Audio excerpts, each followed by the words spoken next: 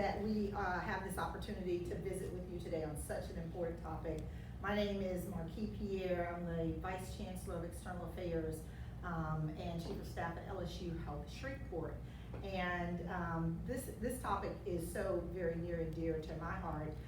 When I came to LSU, we began talking about institutional wellness, and we started off with just 5 basic tenets of that.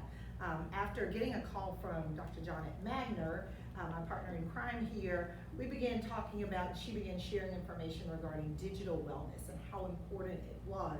It was so important that we included it as a part of our institutional wellness program as well, because it makes a difference with the onset of the pandemic and post-pandemic behaviors. We think it's important that we're able to share information and data with parents to help with some of the challenges that have come out of this pandemic. And so I'm certified with the Digital Wellbeing Institute, and just looking forward to today. Yeah. So I'm there. Okay. Yeah, so they can see what yeah, you there I am. There you go. I'm going to learn how to do this thing here. Okay. All right. And I'm Dr. Janet Magner. Up until recently, I was a professor at Louisiana Tech University. My background is communications, and I now actually work over at KTDS. I'm still the founder of Digital Habits 2.0, which I produce the workbook that you all are going to be using. Still brought us faculty at the medical school in psychiatry and behavioral health. And that's pretty much, oh, and I was actually, I was certified in the first Digital Wellness Institute class, and I was an instructor in the program as well. So I was one of the early ones to learn it, and then since then I've been helping to teach it. So let's have a discussion here about digital wellness, and I'm going to start with the definition. Okay, and I'm going to tell you, this is a definition that I actually came up with myself because I didn't like anything that others were coming up with, but because I think this really gets to the heart of it. It's about crafting and maintaining mindful tech habits. How many times do you pick up your phone and you didn't even think about picking up your phone? You just pick it up and look at it, right? So most of our behaviors with technology, including our children, are habits. They're habit-based. And the goal is to make them mindful habits, all right? And there are really 3 pillars for digital wellness. They have the Institute talks about a bunch of different groups, but I put it in 3 buckets where we have the most challenges. The first bucket is productivity. You probably, if you are employed, you probably know people who work with you that don't seem to be able to get their work done because they're on Facebook all the time, or they're fiddling around on the internet. Your children, if they've got technology with them, TV in the background. We've had pediatricians say that children are brought in because the parents say something's got to be wrong. It takes him too long to do his homework, and they realize that he's just constantly distracted. He's trying to do homework while having those other things around. Strengthen relationships. This is, I think, of all of them, really, really important. Vivek Murthy, who is the U.S. Surgeon General, has written a book on loneliness, and recently again talked about the epidemic of loneliness in America. And it predates the pandemic. Did the pandemic exacerbate it? You bet. But if we don't use technology to bring us together with people that we can't be face-to-face with, that's an appropriate use. When we take all of our interaction relationships online, they're not as fulfilling and the relationship weakens. And then finally, improve overall well-being. And when we're talking about that, we're talking about mental health. So I always add, this is in contrast to the more common usage, okay? This is what most of us do. We have very unintentional tech habits. Your tech habits were created actually by the companies that made the technology. The more time you spend on it, the more money they made. So they intentionally made addictive products. It is a constant distraction. It weakens or even displaces meaningful relationships and leads to mental health challenges. Do we have a mental health crisis here among kids in the United States? It is unbelievable. The number of, I just got a study yesterday on the number of middle school girls who are being brought into ERs for trying to commit suicide. So it is definitely a contributor to mental health challenges. Marquis? So let's talk a little bit about our plan for today. We have 3 big buckets that we want to hit, but I want to tell you the first thing, my goals for today is to ensure that you are empowered, that you are educated, and that we engage through some type of action through your digital wellness book that you have, that Johnette has created. And so we talk about these 3 big parent questions, and I think you may know what they are, but we're gonna highlight those for you. Discuss the 8 best practices that we have found through the research, and to give you the tools that you need to create a very healthy tech household. One thing I'd like to point out too is everything is consistent with guidance provided by the American Academy of Pediatrics, the Digital Wellness Lab at Harvard and Boston Children's Hospitals. You know, we've gone to them, so everything is blessed or recommended by them. Right, and so throughout this family workbook that we are providing you with today, it's really designed to help you, to give you some tools. You can write in it, make your notes for this, but it's specifically designed for those parents that are kindergarten through 5th grade, and once again, it provides you with an overview of those best practices that we have found, as Johnette has said, from the American Academy of Pediatrics. So let's talk about the first big parent question, and that is, how much screen time should I allow for my student and my child? Let me just tell you, everybody, any guesses here? Any guesses? Last time I checked, for under 2, it's none. Under 2, it's none. That's a good answer. Okay, so there is guidance from the American Pediatrics for newborns to age 5 years old. 5 and older, it really depends, and for 6 years and older, it's really gonna be the parent's decision. Let me just tell you, according to the Academy, the American Academy of Pediatrics, from non-educational screen time for 2 to 5, it is 1 hour per weekday is the recommendation.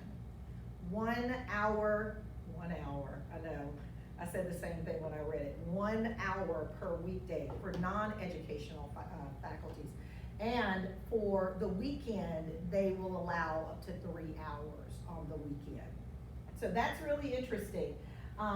You also want to guide yourself with questions. And so all activities aren't the same that are on your devices. And so you want to ask yourself, is this a program activity or an educational activity? Is it age appropriate for my child? Is my child using his or her creative juices and creating something on the device? And is my child interacting with known friends or family members?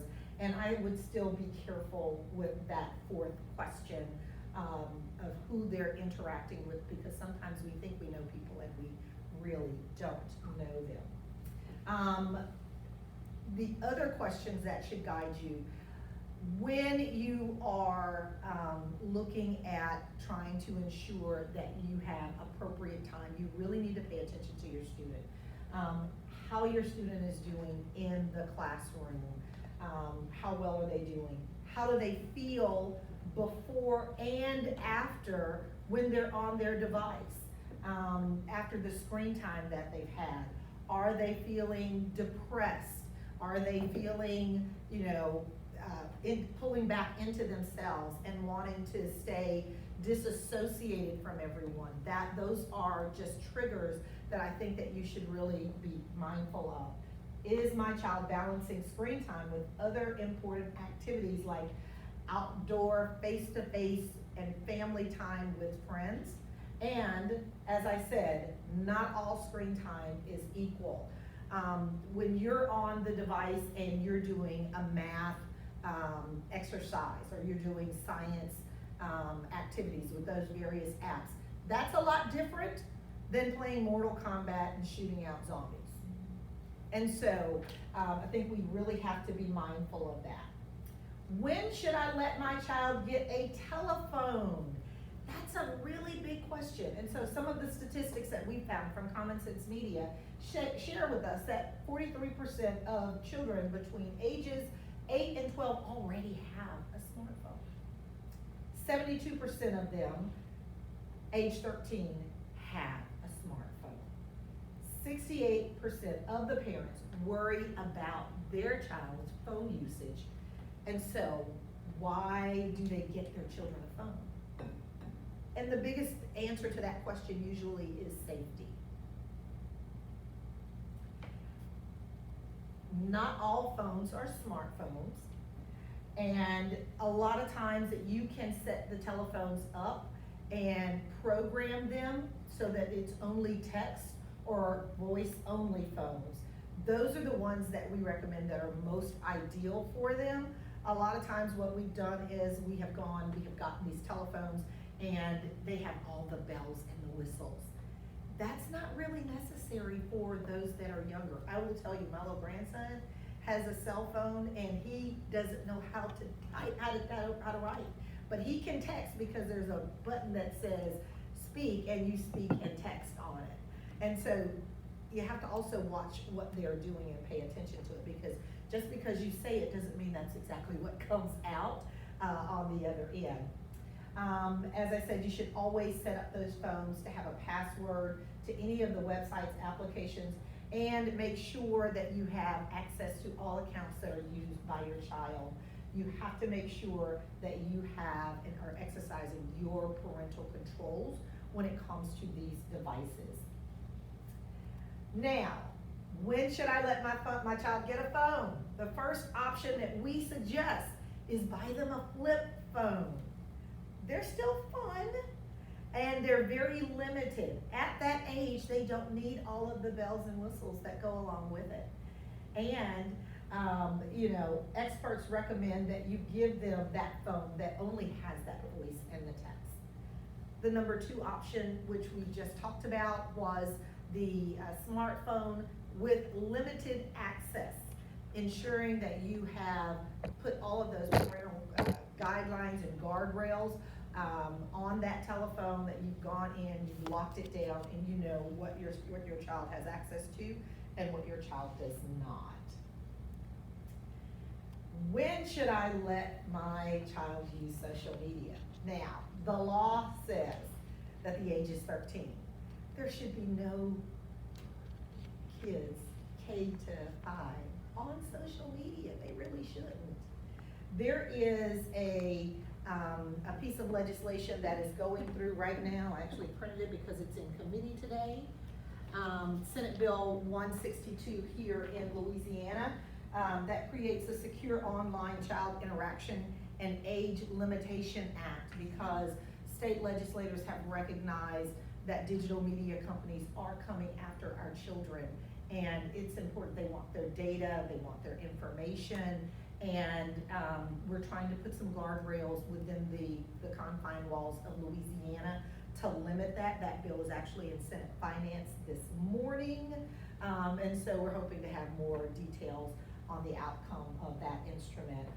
The Surgeon General, Vivek Murthy, has also said that 13 is actually too young to be on social media.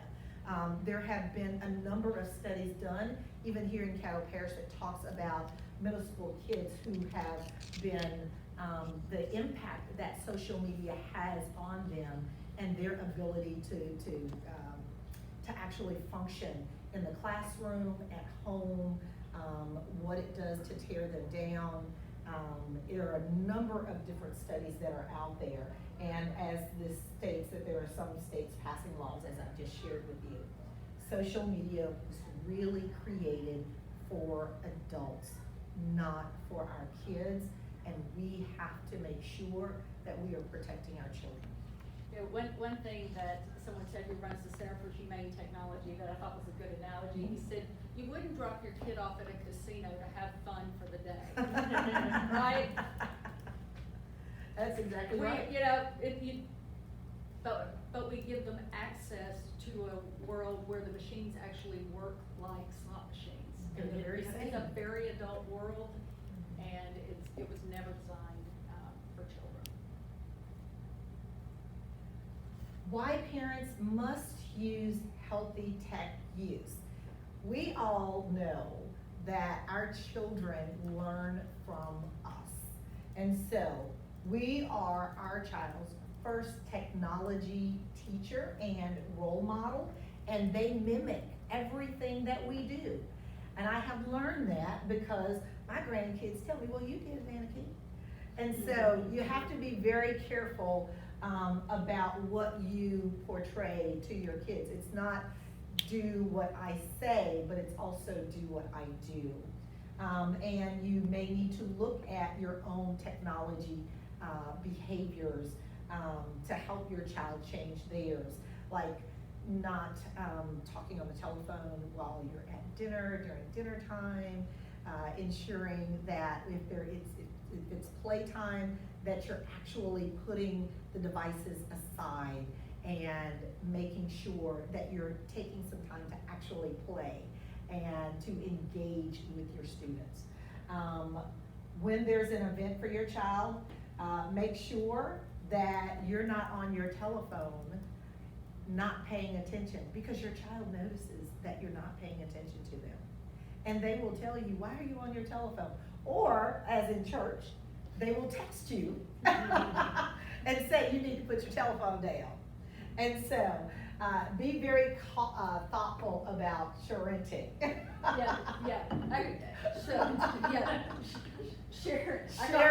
Call it sharing. Sharing.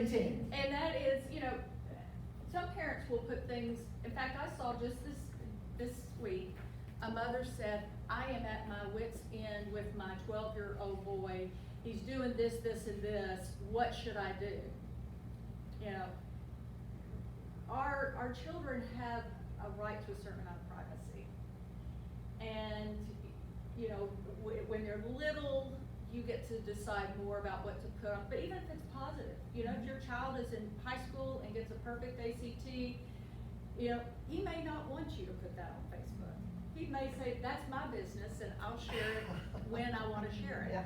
So getting into a habit of discussing anything you're putting on social media about your child and letting them know that they have the ability to say, I really don't want that on there, Mom, and respecting that. So you're teaching about privacy and boundaries on YouTube. That's exactly right. There are a lot of students, and I've heard this over and over again, whose parents are living their lives through their children. And the children really do feel some type of way, and so having that conversation and that discussion with them is extremely important. Parental controls. Now, almost every device, and all of this information, let me just share, is in your guidebook that you have, your workbook, and so you can always go back and find all of this.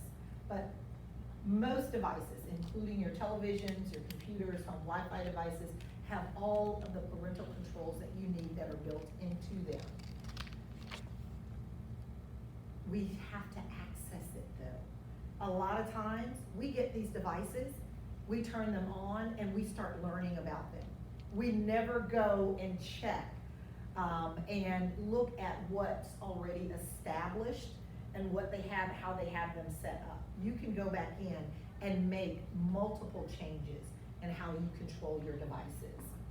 There's software that's also available to help parents to monitor your children's technology usage, and there are some recommendations that are in the workbook. But parental controls, as I have learned, you have to adjust as the child gets older, and you begin to have your conversations. They can have various levels of access to different websites as they get older. You just need to be comfortable with it. These are only, I'm gonna just say this again, these are only recommendations that we have. At the end of the day, parents have to make that final decision. We just wanna give you some guidelines to go by as you are making these decisions. None of this is perfect. Let me just say this, none of this is perfect. You could still do all of this and something could fall through the cracks.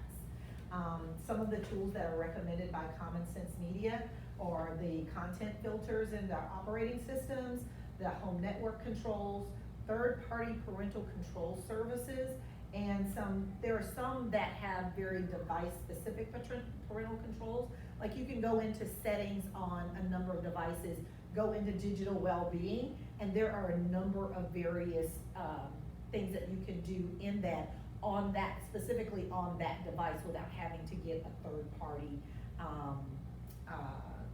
app to do that for you.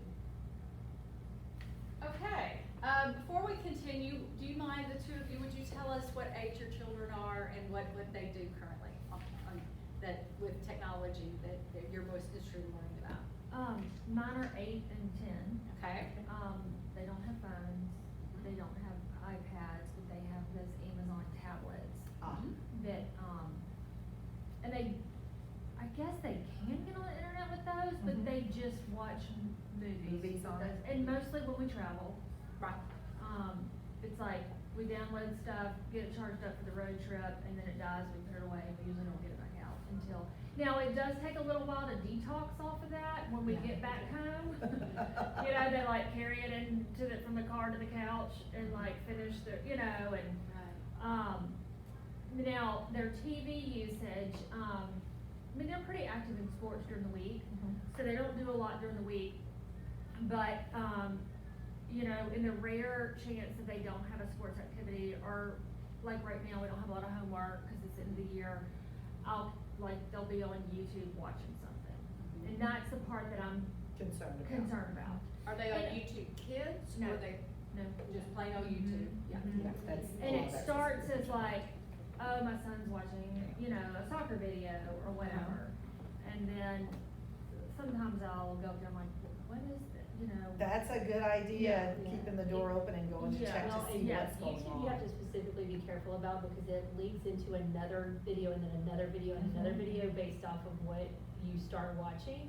So like you might have a soccer video Yeah. that links into something that's in Spain because it's soccer people from Spain, and you Yeah. could have something They totally record your different. habits, Like, and then it's they very, start trying like, to it's kinda scary. send you things. So I would do YouTube Kids. Yeah, and then, Just to make sure it's age appropriate. yes, so that's like my biggest, I guess that's my biggest regret is like not monitoring or filtering that earlier. It's really just a button you put, like you can Yeah. do it real easily. Okay. To make it YouTube Kids only. Mhm. I don't know if they'll even know. And the American I think it's Academy of like an app. Pediatrics Isn't recommends YouTube the 7 kids app? as the minimum age even for YouTube Kids. Okay. Yeah, Yeah. and there is an app for that, to be Okay. on, so they click on YouTube Kids instead of clicking on YouTube. Like you remove the YouTube app and you put YouTube Kids app. Okay, That and would- that would be like, on my smart TV, I can do that? Yeah. Okay. Yes, You absolutely. can do it everywhere. Okay. Cause I've taken YouTube off of all of my televisions because the kids, especially the 8-year-old, loved YouTube. But then when I started looking at what they were looking at, I was like, oh, Well, it can No. particularly be scary going down that rabbit hole that it goes down. Yes. You could start off with. a they start great- off with great Spider-Man thing. Yeah, and looking Yeah. at Spider-Man cartoons, Yeah. but then the things that come up with Spider-Man cartoons is mortifying. Yeah. And so you really have to be careful because it just pays attention to your habits. And if you accidentally type in a bad word, it will catch that and include that into that habit, and it will start sending you. Yeah, and it could say because you things. like Spider-Man, you also like Deadpool, which would be not appropriate, Yes. or whatever. That's like, right. It can kind of go off Lead the, to yeah, more. lead to, It'll- yeah, other if you things. just accidentally click on it, it's in your behavioral history. Okay, and how about you? If I can't figure out the screen, like the parental control stuff, I just cut it out. And, so that's why like for YouTube on the computer, like just the computer, like he's not allowed to use the computer because I haven't figured that out. I feel like this is one thing about Netflix, is like the default is all maturity. Yes. I'm like, I don't even wanna see all that violent stuff. Right. So, cut out Netflix, and, I think it'd be neat if there was a resource for parents, and like, how do you even Navigate Yeah, that. yeah, Going you on can set have to Netflix go to on a computer in page. order to change parental controls, you can't even do Right. it there. And then once you do set it up, it's not like there's a code, it's just like, oh, just choose a different profile. And then they could easily like click on the Squid Games, cause it looks like a, cartoon That's right. icon, And so you're tired. very careful about the anime and the cartoon looking things that are Yeah. not for kids. That look like they're for kids and they're not So, for kids. Yes. so like, I'm realizing like, we're having an AV guy come for something totally different, but I'm like, maybe I need to ask him like, just how do I even like set up the parental controls on the computer? So we have an iPad, I can monitor that. Right. And I just got him like a smartphone watch, so there's no like surfing. And so that that's just like making calls. But the computer, no, and like, there's Mhm. no YouTube on our smart TVs. Well, Common And Sense Media, it's and I'm gonna just- show yes, you I use something. that all the time. Common Sense is, But it's just like A the wonderful just resource. finding all the parental control stuff. That's On the actual that's like a- devices, that tends to be a bit of a Yeah, challenge, yeah. especially trying to go into Right. settings in general and all of that. I've done that. They're different on every television that I have. Yeah, and like if I have an Apple phone, it's like even that is a maze. So I can control the iPad, screen time for that, but then I don't know how that translates to the MacBook and all that. it's hard. Yes. My husband's an expert at IT, so I'm very, very blessed, but if I had to figure it all out on my own, Yeah, I think I'm most not parents sure don't I have know time. where to start. I call her husband too. Yeah, everybody calls my husband. Okay, so we're gonna talk about best practices right now, some really simple things you can do to help build what I call a healthy tech household, all right? First thing is device-free family time, time when everybody's device is away. And by the way, this is not away at the table, okay? It needs to be, actually, research shows, if you can see it, it's still distracting. And Marquis she said she has a basket that she tells everybody, put your phone in the basket, all right?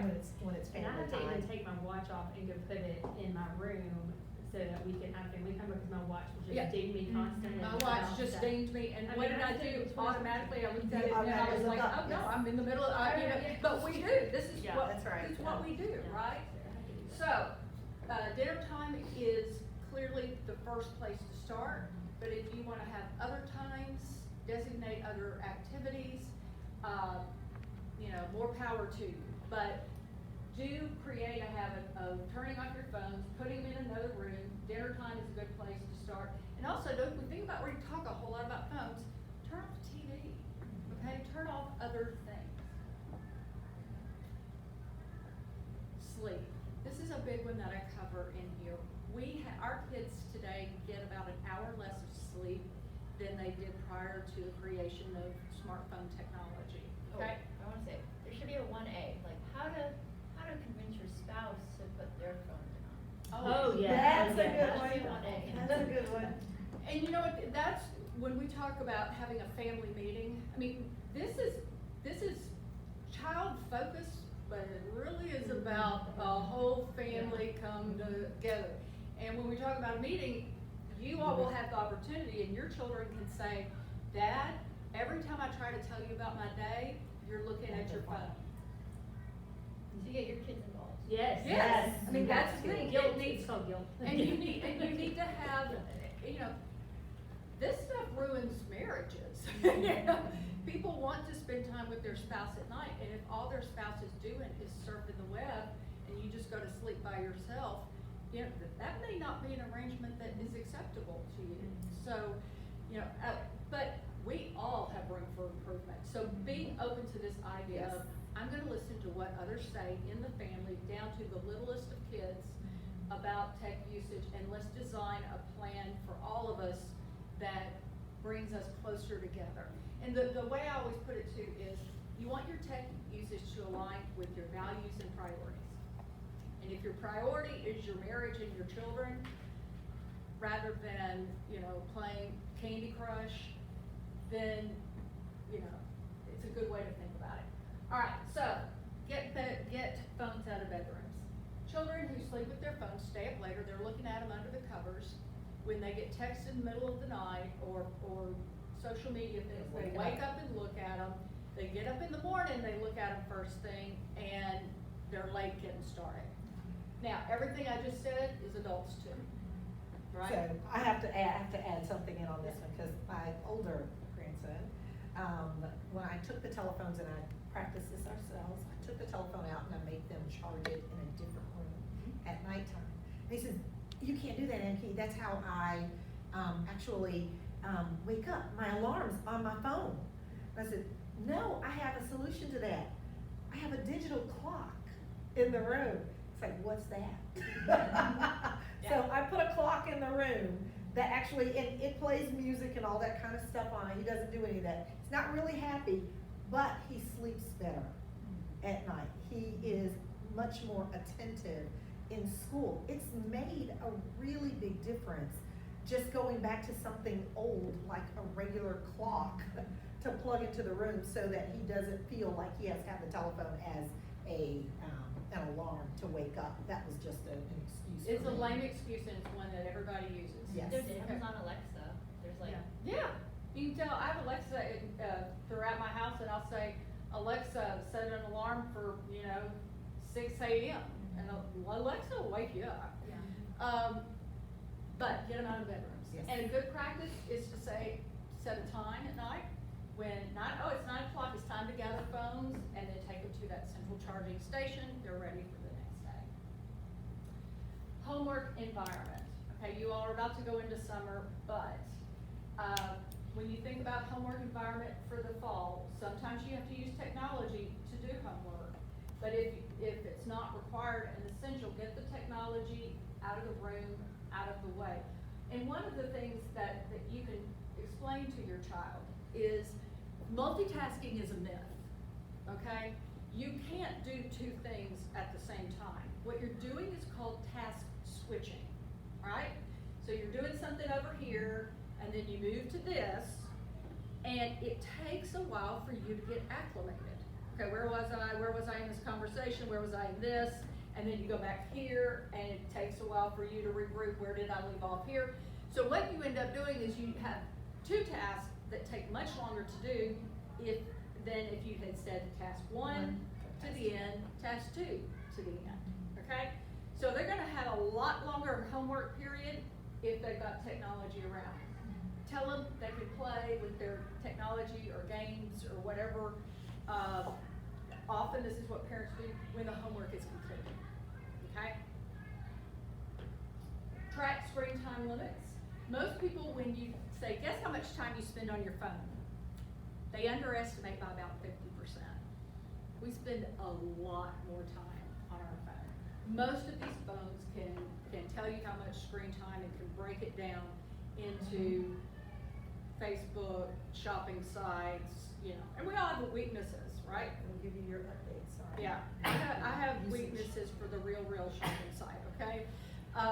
So, I know, well, I buy clothes. So, know your weaknesses, and you're gonna have them, it's okay, but monitor that time. And decide each day, I'm willing to allow myself this much time on it, okay? And try to stay I there. like, for my son to like earn his screen time, so he has to spend the same amount of outdoor time first. Yes. Before. Oh, I like that. So if it's the max is 2 hours a day, then you're gonna be outside for 2 hours. That's And as really for like the nice. I like that. not getting online right now, like they're spending time on the educational, I don't know what it's called. What's that thing called? Where you're like they enter the Cato and there's like the app. Class links. ClassLink. They're doing that at school right now. So like they already have screen time. Yeah. So during the week, that's my excuse right now. Well, love Do they still have I access like to that it over the idea. summer? Mhm. They do, okay. Oh, yeah. And there's lots of good apps, like there's typing app, there's other things, there's apps they can use to read books, and so all of that, if they're logged on and doing something in that, it is all monitored, it is all protected, which Yeah, is the Class nice links thing. is protected, at least that you'll get an alert if there's something. Yeah, some people do like, you have to do the educational screen time before you get to the non-educational. Yes. Face to face, this summer, it would be so easy for your child to never see another child and to just interact with video games or through phones or something like that. This is causing a really, really big problem. Another interesting note, because I read lots of medical studies, we are seeing a lot of kids gaining weight and getting a lot less exercise. We've gone from average steps a day, we're seeing it decline. And what probably most people don't realize is technology is an inferior good. Have y'all ever heard the phrase inferior good? So, yeah, so an inferior good is like hamburger meat is an inferior good compared to steak. So the idea that the wealthier people have access to this, and the poorer you are, the more you're gonna actually have of something. Spam, let's think of spam, okay? As expensive as technology is, it is considered an inferior good. Impoverished children spend about 3 hours more a day than middle and upper income kids. And one of the real consequences of it is outdoor play. They're not getting exercise, they're not getting face-to-face kids. So it's really important, take them to the park. And the other thing that I do too, and I did this when my kids were little, and of course we didn't have phones, but I call it, you know, the Hillary Clinton village plan. You know, we had kids who came home every afternoon to watch Cartoon Network, this stupid thing called Speed Racer. It's like the worst. And I called the other moms on the street and I said, if it's pretty outside, let's you and I all agree we're gonna kick them out. So I can't say no and then they go to your house and you let them watch and then you say time's up and they go to another house. So we pushed them all outside and they started a football game in my front yard every day. Other kids from around the neighborhood started coming, and one of the kids who's grown now told me that's one of his favorite memories from childhood. Okay? They would have all been watching Speed Racer all afternoon. Cartoon Network is, It's junk, it's true junk. But what it sometimes takes is getting together with your children's, those families, and you all talking about what do we want our village to look like? This, you know, how do we want these kids and their friends and work together on it? Okay?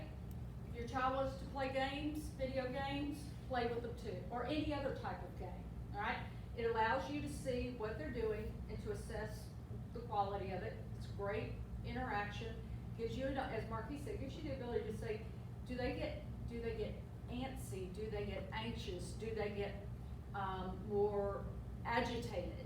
Are they more aggressive? More aggressive, all of those types of things. So you can see it as well. One of the other things that I recommend too, and I'm going here, talk about common sense media. So let's say your child says, Mom, I want, I don't know, Mortal Kombat. I'm just gonna come up with something I've heard of. I'm sure it's terribly inappropriate.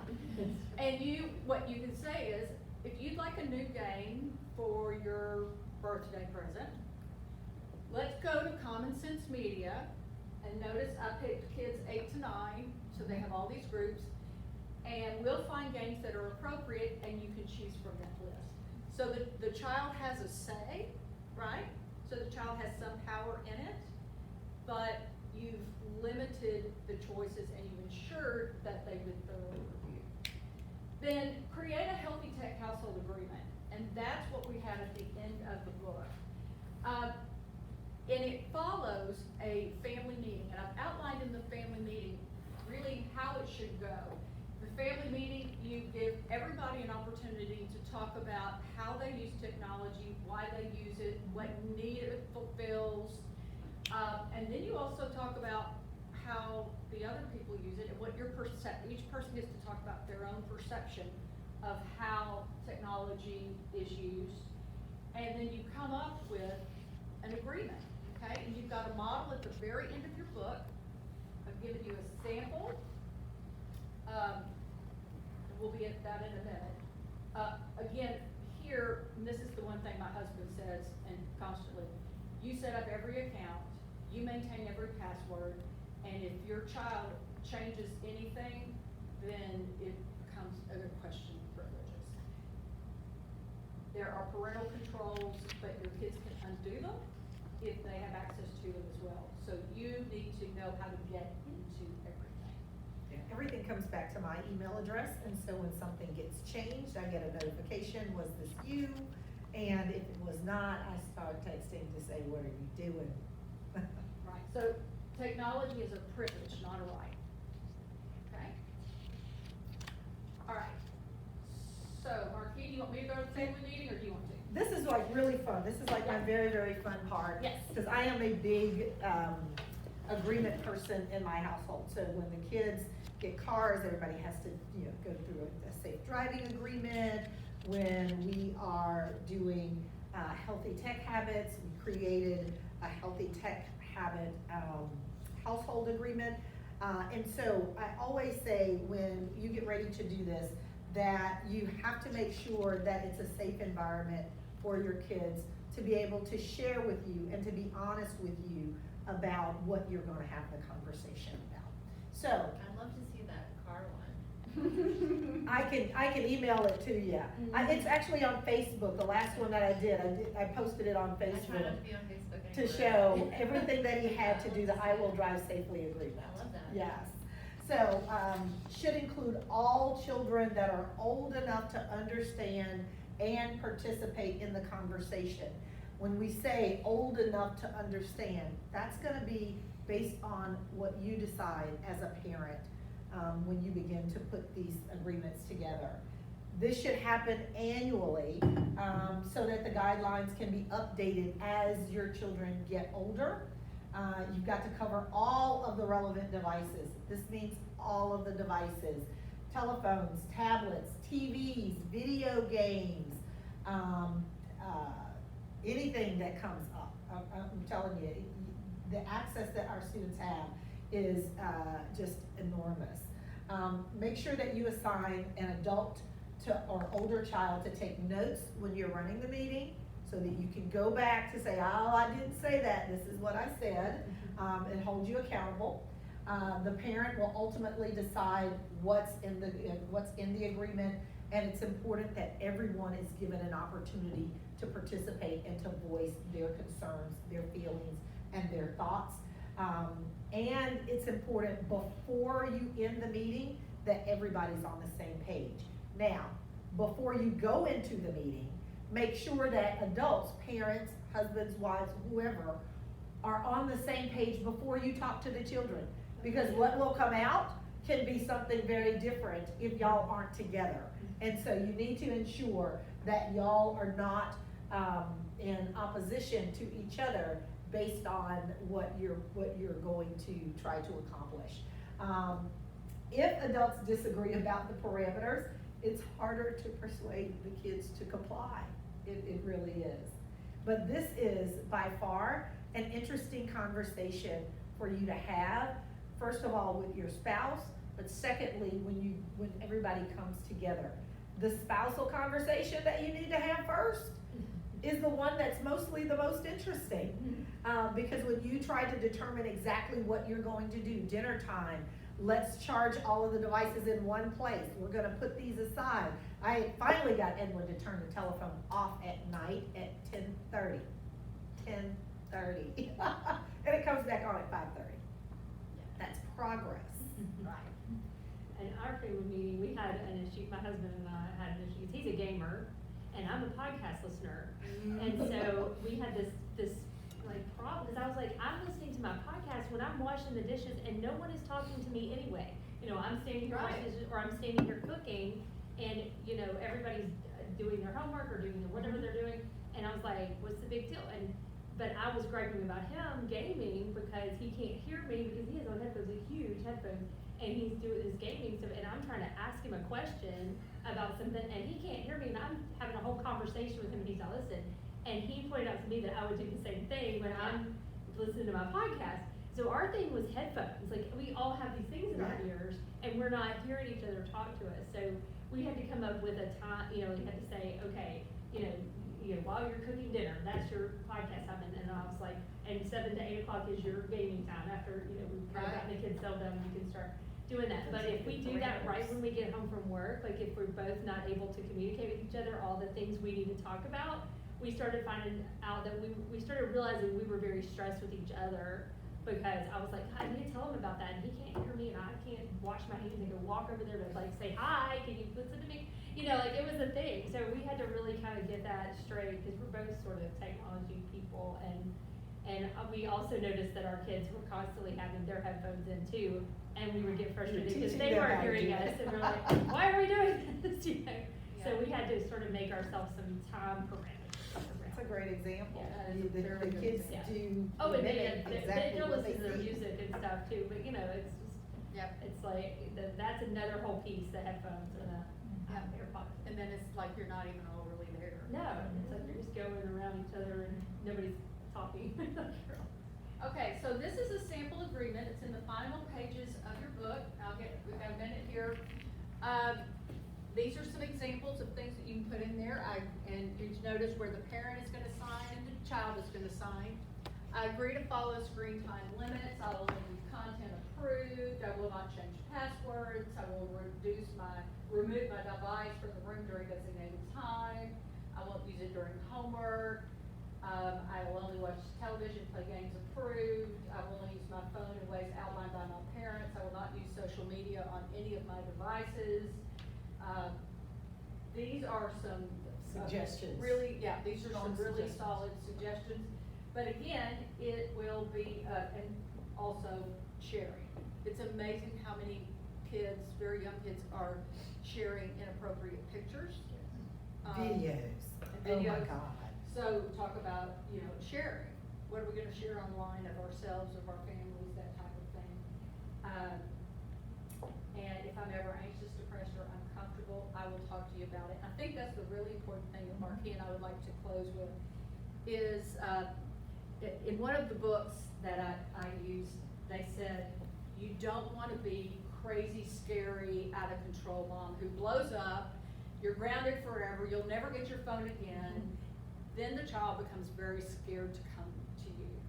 As they begin to use these things, they're gonna make mistakes, they're gonna make bad choices.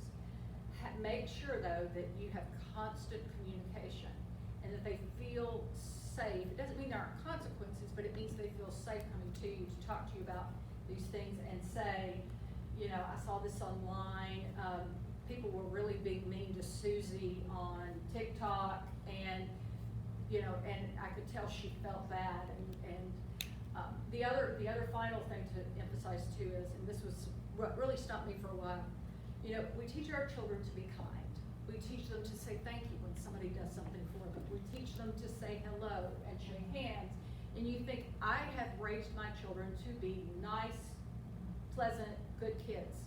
So of course, it's gonna transfer to the online world.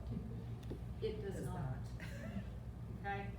So you're gonna have to teach real world behavior, and you're gonna have to teach online behavior.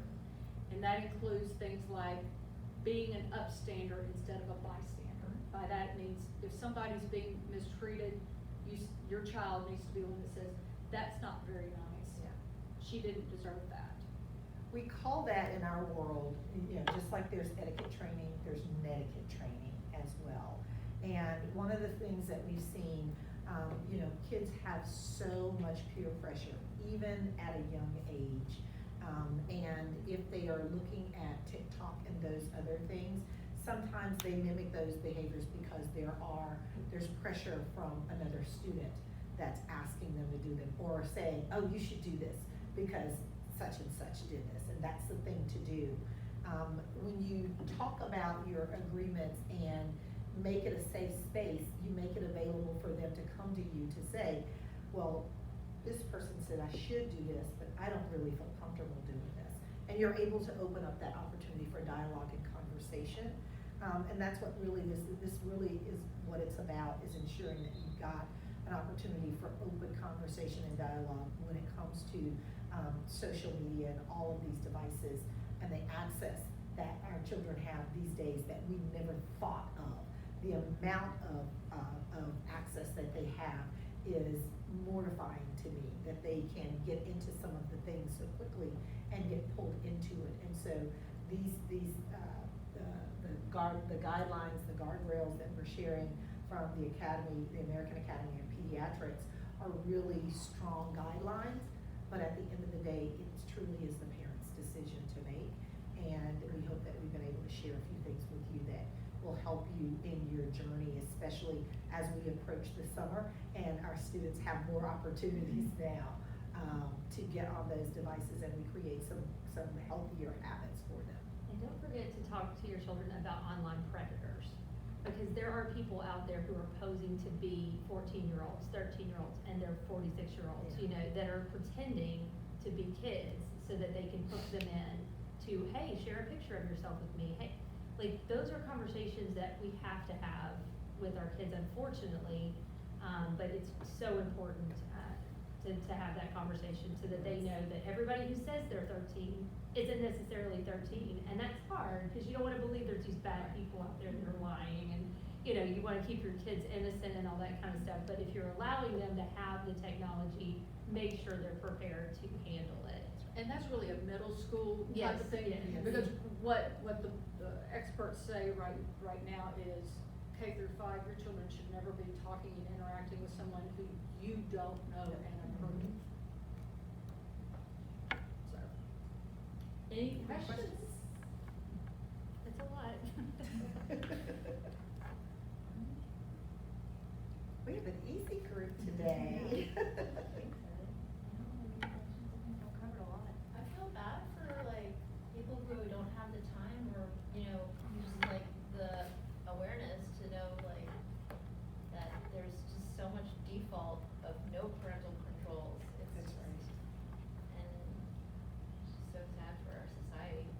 Well, and that's why you know, Marquis was talking about state legislation. We also have, something called COPPA, and it's been reintroduced in the United States Senate. And it's about COPPA, COPPH, Children's Online Protection and Privacy Okay. Act. So, you know, what we've got, and we're behind the EU, they've got all this stuff, Yes. we're copying them. But they're trying to step in and take on more and more of this child privacy, child safety, and take it off of the parents and put it on the companies. On the companies. I feel like it should be a default, like there should be first parental controls and then you go in and then you change it. And that may be what they do. I I hope mean, so. It could be that way. I hope It's so. just, you know, these devices, because it's just really exploded, and these companies are all about making money. Sure. And they're using us and our children as data. And we're giving it to them freely. They're using us as experiments. We have to take control of that. And so the legislatures are looking at trying to hold them more accountable. But as Johnette and I go around and have these conversations with parents, we also have to hold some accountability ourselves in trying to share as much information. And so as we reach one, we teach one, and we continue to do that throughout the community as much as we can. Just so you know too, that children's, programming on, you know, cause I work for KTBS, which is an ABC affiliate. Notice that ABC, NBC, and CBS shows never use the F word. Netflix has shows where the F word, and my husband calls it a verbal comma. You know, it is literally in almost, the series Ozark. Yeah. There was a Oh. character in that That- used it in every single sentence. sentence. We are not allowed by law to use that kind of language. We're not allowed by law to show nudity in our programming. So, but those are outside of it because Of the they're not traditional using media. the spectrum. So that's really what you've got is a children's media. We've had real limits and rules regarding what I would call traditional media. But all this new stuff has fallen outside the rules. Okay? So your Well, kids that's- are. and I think that brings us back to the point that you made about knowing who your kids are playing with too, and knowing their families.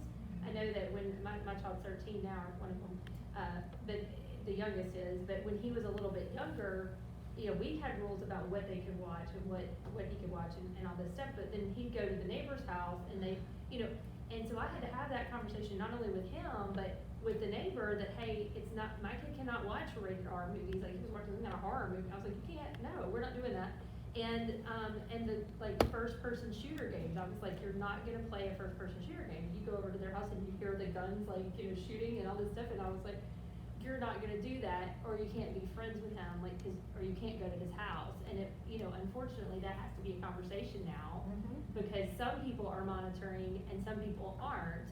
And again, back to the education or the time that maybe that parent hasn't had to realize that, hey, this is bad for my child. I mean, I'm an educator, so I know you don't wanna do first person shooter games, you know.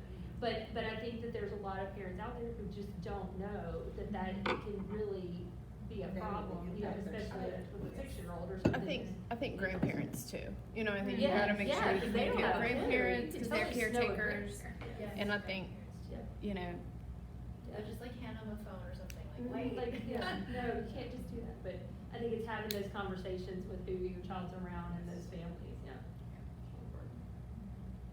Well, thank you all for Thank coming. you. I hope the workbook is gonna be helpful for you.